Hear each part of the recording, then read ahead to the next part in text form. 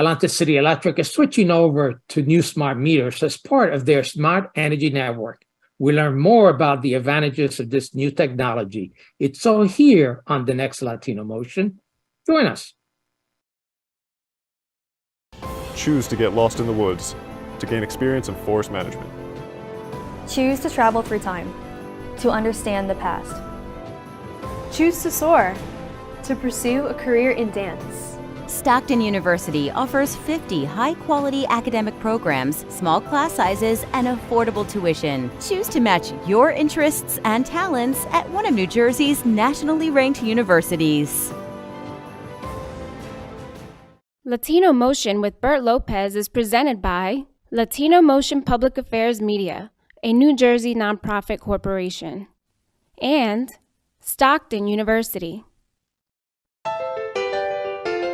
Welcome to Latino Motion, a weekly interview show highlighting issues impacting New Jersey's Latino community while advancing understanding of Latino cultural heritage and contributions to our society.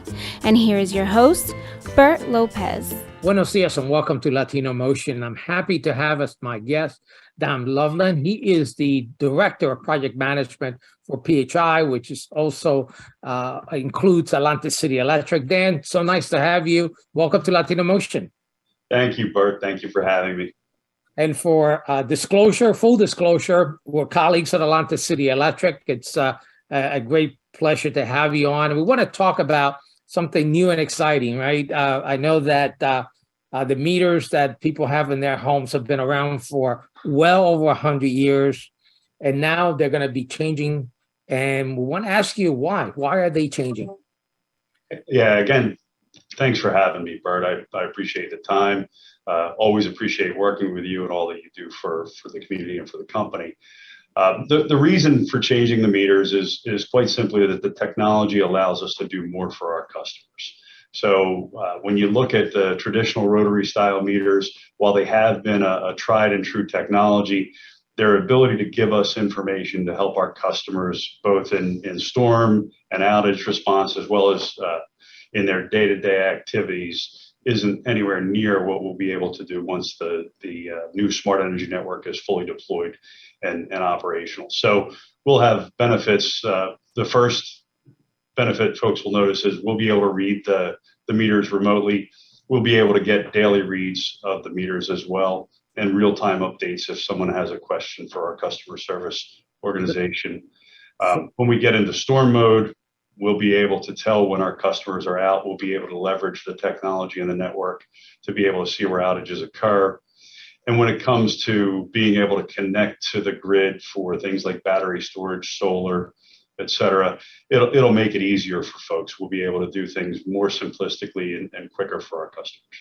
So Dan, I know that obviously you mentioned the rotary type style of the old meters. Am I right? Has it been over 100 years of those meters?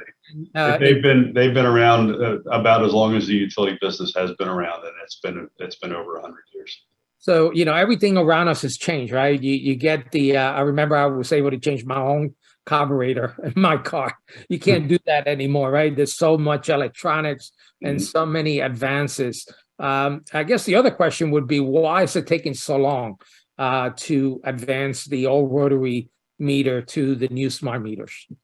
So that's a great question, Bert. It's not a simple decision. The cost of replacing the old rotary meters, there's over 500,000 meters in Atlantic City Electric territory, about 565,000. And the cost of the overall replacement is significant. We have to make IT changes in our systems, and overall the first cost is well over $100 million. So we didn't take that burden lightly.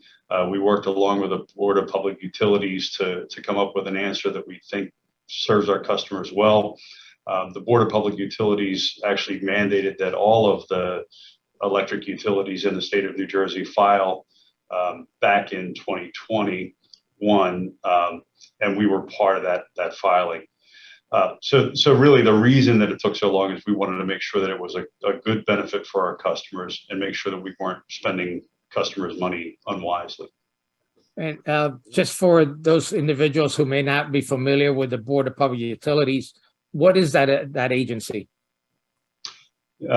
Sure, Bert. So the Board of Public Utilities is the organization that oversees our interactions with our customers, our rates, and our operations. So they're the government organization that looks over all of the public utilities in the state of New Jersey, including Atlantic City Electric. Right, and it's not just the electric utilities, right? They also regulate gas and other utilities as well. That's correct. Water, gas, any public-owned utility gets regulated by the Board of Public Utilities. Those that are owned by municipalities wouldn't fall under their guidance. So let's talk a little more in depth about the benefits. And one of the things that I know me and you have worked a great deal on has been doing storms and outages, right? That no one wants to have another Sandy. No one wants to have one of those hurricanes or windstorms that come our way and you're out of electric. How is the smart meter going to help us? So the first thing the smart meter will do is when an outage occurs, it sends what's called a last gasp. It will tell our outage management system that there's been a power outage. Doesn't mean that we want our customers to stop calling, because during a very busy storm, there could be an issue where we get some confused signals. But the technology has been used for about 20 years now across the country, and it's pretty tried and true. So the first benefit is outage reporting and knowing where the customer outages are. The next thing that will happen is we'll be able to check periodically as we restore power. So as you're aware, during a large storm, we have to restore our customers by the largest number first, right? That's the best way to restore all of our customers quickly. And when we restore, we may find an outage near a substation that has what seems to be a very large customer count. We restore that first event. Maybe it's a tree on the lines near our substation. And then after that restoration is done, we switch the line back in, and we expect that our customers have come back on. But sometimes there's outages elsewhere on the line or other damage on the line that may not be apparent when we patrol the line. And so we may have a customer in what we call a nested outage, or one that's a secondary outage to the cause that we initially found. Those outages we'll be able to find more easily in the future and make sure that our customers are restored. Finally, when we get to the tail end of the storm, which is always a tough part, right? We have these large numbers at the beginning of a storm, and we show great progress, bringing on large numbers of customers early. And then when we get to the tail end and outages become less than 5 customers per outage, it's a lot of trucks having to roll to a lot of different locations. What we find with the existing meter technology and the existing way that we track our outages is we'll often have many customers that are reported as out that are actually on. And so we have to go through a tremendous manual effort to drive to each of those homes or businesses and assure that those customers are back on. The technology that we're deploying now will allow us to check that remotely and make sure that we're focused on just those customers that are out, and clear out those customers that are restored and just reported wrong in the system. So it almost sounds like there's a cell type communication that's taking place between our system and the individual meters. Is that what's actually happening? Yeah, it's called a mesh network. And so the meters communicate with each other, and then they go through a radio system, a cellular system that ultimately brings the signals back to us. But the communication is a mesh network, so the meters can actually work with each other to send information to us. So there will be additional communication equipment that will be part of this deployment?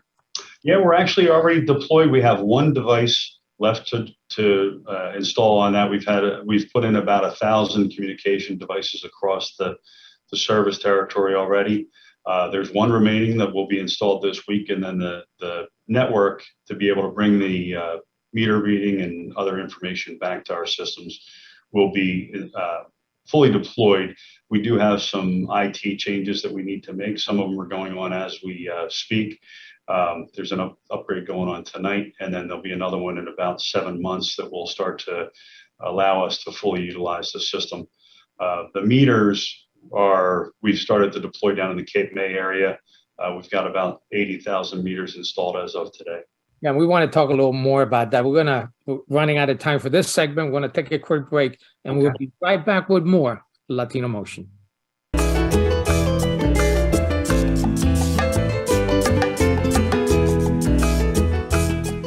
At Mintz Insurance, we're proud to have been serving our customers for nearly 80 years, offering 30 different insurance products for your auto, home, and business. And to help ensure that you're getting the best rates possible, we give you up to 3 quotes for every policy, so you can choose what's right for you. At Mintz, we're part of the community, local representatives, supporting events, and proud of it. It's part of who we are. Mintz Insurance. Call today and find out how we can help you save on insurance, or visit us at mintzinsurance.com. Complete Care has some big news to share with you. We're here opening more locations and offering more services every day, including our newest locations on Pearl Street in Bridgeton and High Street in Millville. We're here with convenient, high quality, and accessible healthcare services all under one roof. We're here just a call or email away. We're here to provide compassionate care for you and your family. We're here and we're ready when you are. Complete Care Health Network, ready when you are.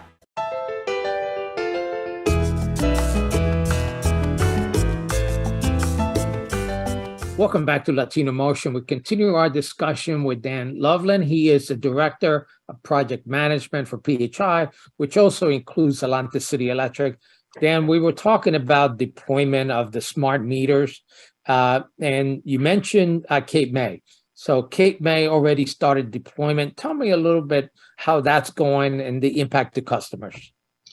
Sure, Bert. So the deployment, we made a conscious choice to start in the Barrier Islands during the fall. So we did a soft start out near Rosenhagen in late August, and then we started in earnest on September 6th, knowing that many of the Barrier Islands would have less population than they do during the summer. The deployment has gone very well. We have some interesting opportunities that we've taken advantage of with workforce development folks and getting some folks from the local community involved and hoping to have them springboard that into a future career. We're about, as I said, about 80,000 plus meters installed so far. We're starting in Cape May, moving up the coast, and then we'll kind of go counterclockwise around the territory. We should be wrapped up on the Barrier Islands sometime around next May or June. A little bit of making sure that we have enough meters to keep the pace. We may be a little bit later than that. The global supply chain issue has not escaped us. We've managed through it. I think the project team has done an amazing job of tracking and making sure, again, we're north of 500,000 meters to install. So that's not a small undertaking to get them all in and deployed. As I said, we started back in September 6th to be exact in Cape May. We've been communicating with our customers. We've had a pretty well executed and thought out communication plan. It really touches each one of our customers up to 5 times. The first is about 30 days prior to the meter installation time. Our customers get a postcard letting them know that there will be an installation. And then a letter is sent or an email if the customer signed up for it about 2 weeks ahead to make sure that they're notified. And then about a week prior for customers who have an email or a text service with us, we send them a text message and notify them that, hey, this is coming. And then the day of, our technicians actually knock on the door and let folks know what they're doing. And then they leave a card, whether they're successful or not at communicating with the customer with a door knock to let them know that the meter has been changed. So let's talk about that a little bit. It's obviously when you have to pull out the old meter to pull the new meter in, I'm assuming that there's a disruption of service, right? The lights will go off. How long would that take place, that outage? It's a matter of moments. So the technicians, I was out actually on Monday with some of the technicians. As we returned from a long weekend, always like to make sure we're talking to field forces and making sure that they're staying safe and focused on their work. And depending on what the technician sees when they remove the old meter and the testing, it can range from 2 to 5 minutes for the interruption. But we always want the technician to be deliberate about what they're doing, making sure that they're visually inspecting the socket behind the meter and testing the voltages appropriately to make sure that there's no problems before they plug the new meter in. Then besides resetting my clock, because the meter will pull momentarily, are there any other impacts to the customer once that exchange takes place? No, it should be seamless. They'll have a new meter. They'll have they won't be able to access initially all of the capabilities of the new meter until May of 2023, when we do our final IT upgrade or information technology upgrade to bring in the full reading and remote control capability. We have a very deliberate process for what we do with the old meter. We have the technician take photographs and readings of the old meter, photographs and readings of the new meter, so that we can assure that the billing is done correctly. Our business partner, CCI, has software that they've used on many deployments leading up to this one that captures all those photos and attaches them to the house. So it's very easy for us to make sure that we're getting the correct bill the first time. And then if there is a question, we're able to go back and research it well for our customers. So Dan, you mentioned these features. So would this mean that I will be able to monitor my usage on my phone, on my computer? Is that what you're referring to about these features that will be available?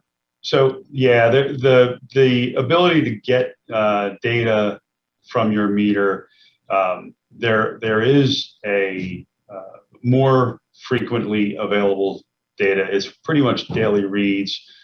You will be able to access that through My Account on your computer, and if you have the phone app. So you will be able to decide what you want to do moving forward from the information you have in the past. So, being able to look at your readings on a daily basis versus on a monthly basis can help you to figure out where you're spending more money and what you can do to change the way that you use energy, and if you choose to do so, save some money. Let's talk a little bit about, do people need to sign up to get the smart meters? This is happening automatically. And are there any information that you would need from the customers?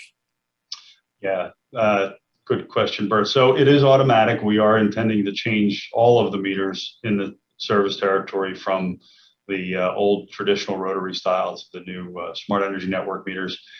As far as the customer making an appointment, that's not necessary. We, as I mentioned, we'll be communicating with the customers and letting them know that we'll be in their area. We will knock on the door before we change the meter and make sure that they're aware so nobody's surprised by it.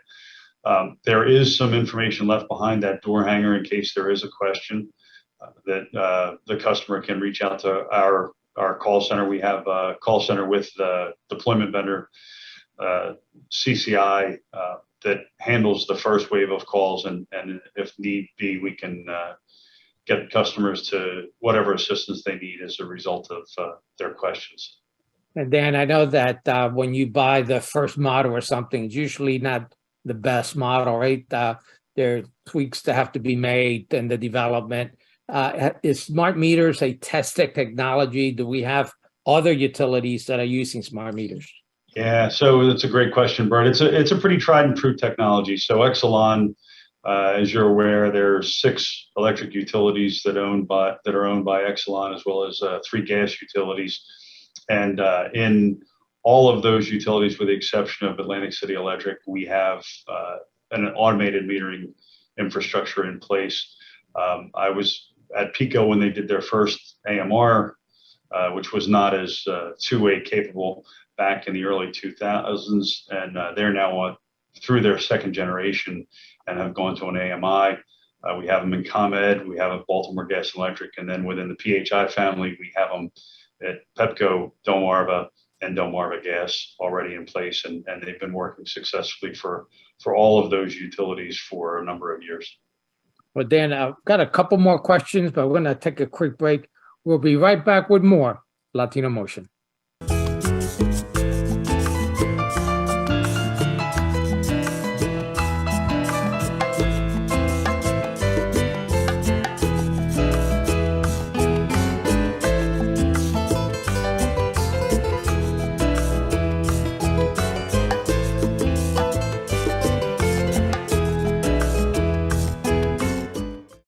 More than a century ago, General Tire was born, right here in America.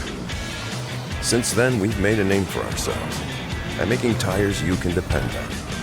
Tires built to handle any road this country can throw at them, and relied on by every kind of driver.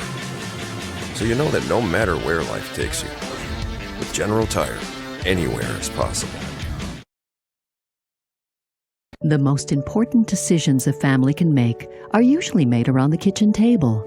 At DeMarco Luisi Funeral Home, we believe pre-planning and the difficult decisions you face with the loss of a loved one should also be made around the comfort of a table, like a family.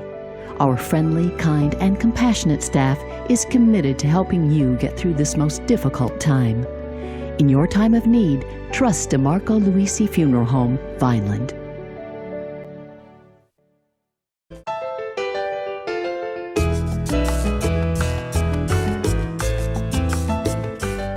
Welcome back to Latino Motion. We continue our discussion with Dan Loveland. He is the Director of Project Management for PHI, which includes Atlanta City Electric. Dan, we were talking about the deployment. So it seems to be pretty much seamless. There might be a little bit of an interruption when you swap over the meters. You have to reset your clock, but it doesn't sound like there's a lot that you have to do as a customer once the meter is exchanged. We mentioned the fact that there may be some future capabilities. So hopefully you could track some of your usage on your computer, perhaps your smartphone, which is great for planning your usage. Ultimately, that could save you money, right?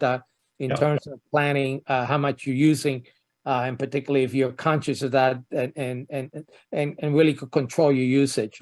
Let's talk a little bit about a couple more issues or concerns that people may have. One of them is safety.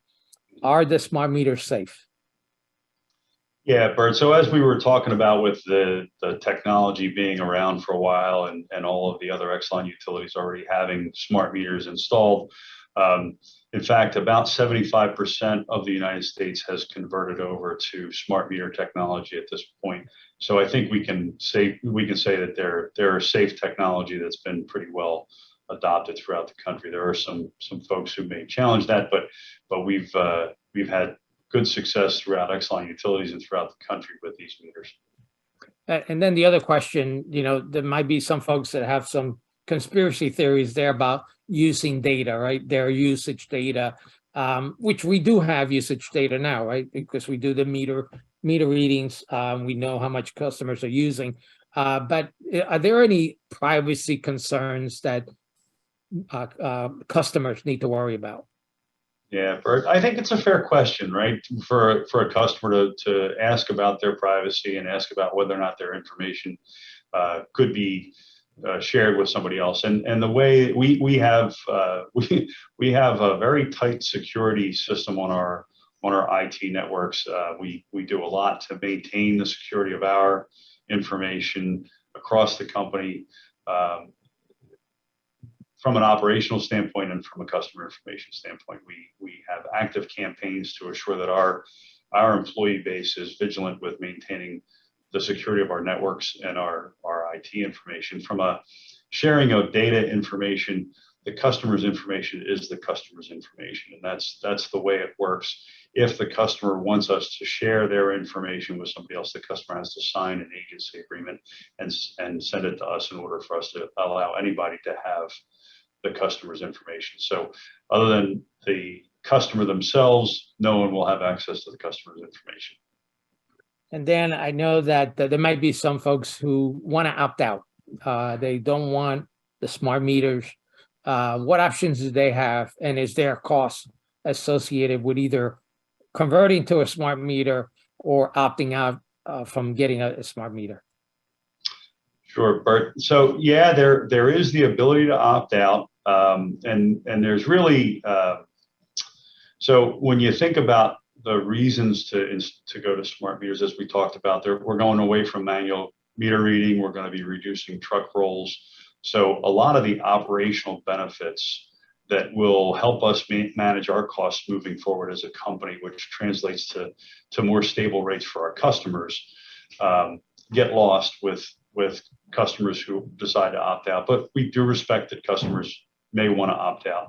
For a customer who calls us in advance and says that they don't want the meter or refuses it when the technician gets to the door, there is a $15 a month fee for us to maintain a meter reading capability to go out and manually read those meters. And then for customers who don't tell us in advance, but tell us after we've changed the meter, there is a $45 fee for us to change the meter back. And then that $15 a month fee applies. So Dan, you mentioned not having as many meter readers, right? So would this translate in loss of jobs for individuals?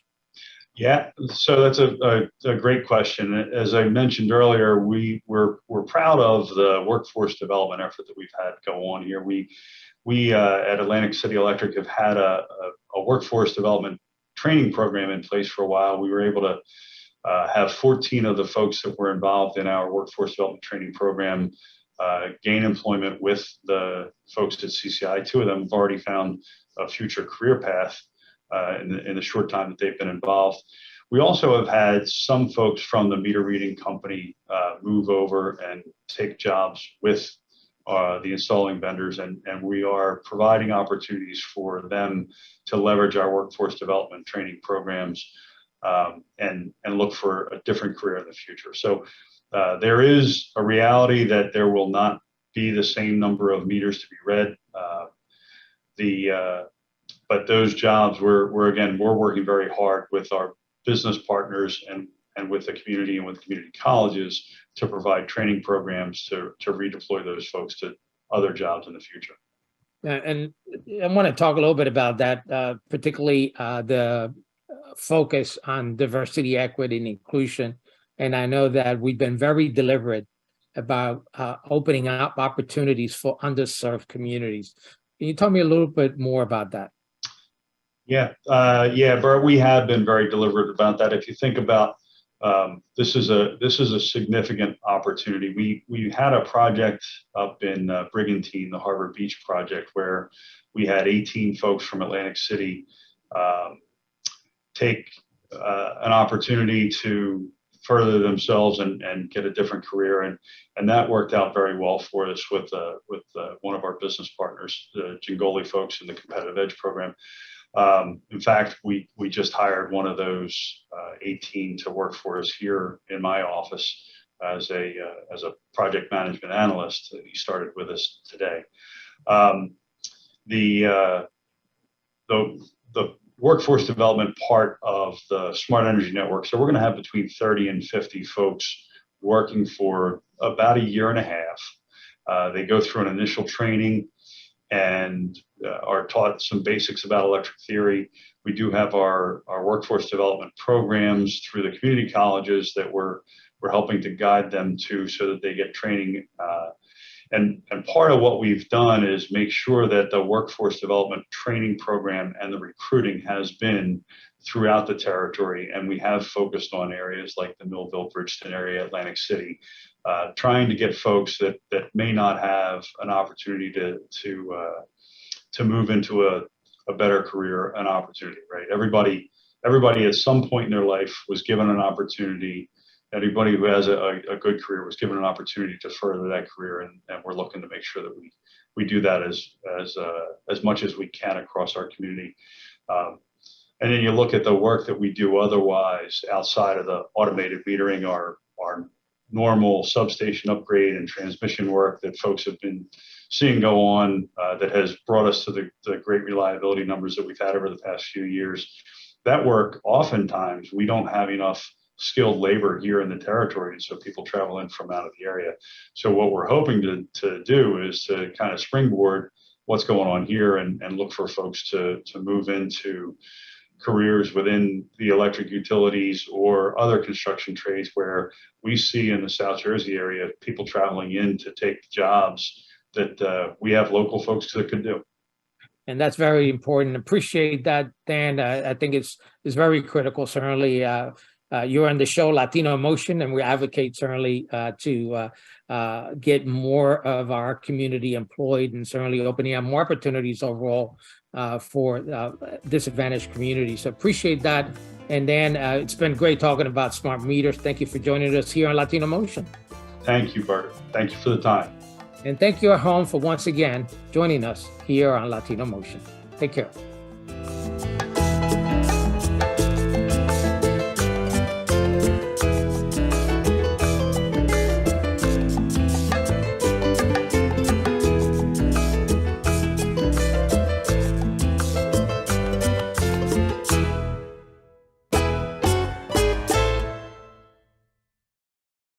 This has been a QBC television production, in association with our partners and sponsors. QBC broadcasts on Comcast Cable Channel 22, and live streams its programming on Facebook and YouTube. All rights reserved by Quinn Media and QBC, programming that serves the South Jersey market.